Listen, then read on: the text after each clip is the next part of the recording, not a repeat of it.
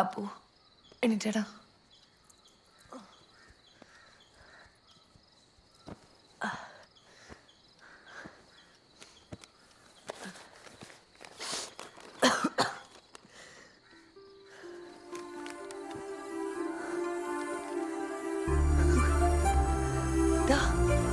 Appu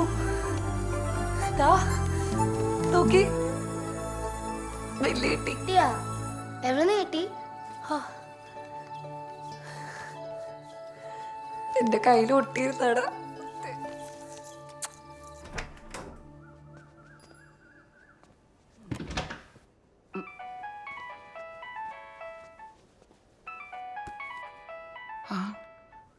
hello അമ്മ, അപ്പൊ bill കിട്ടി. എന്റെ ഭഗവാനെ, ഓ എത്ര പ്രാർത്ഥിച്ചല്ലേ ബില്ല് കിട്ടിയെന്ന്. ബില്ല് ഒന്നും പറയണ്ടി, നീ വീട്ടിൽ തപ്പാൻ ഒരു ഒറ്റയിടവും ബാക്കി ഉണ്ടായില്ല.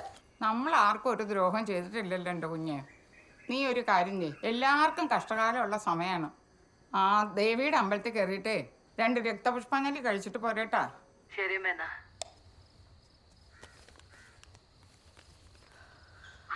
കിട്ടി കുട്ടഞ്ചേരി ഭഗവതി. അതെ, നീ ഒരു കാര്യം ചെയ്യും, അവിടെ ഒരു കുട്ടഞ്ചേരിയും വഴിപാട് നേര്. ബില്ല് എന്തായാലും കിട്ടൂടി. എടി കിട്ടി, ബില്ല് കിട്ടി. നീ പോയി കിടന്ന് ഉറങ്ങട്ടാ, ഞാൻ എന്താച്ചാ ചെയ്യാം.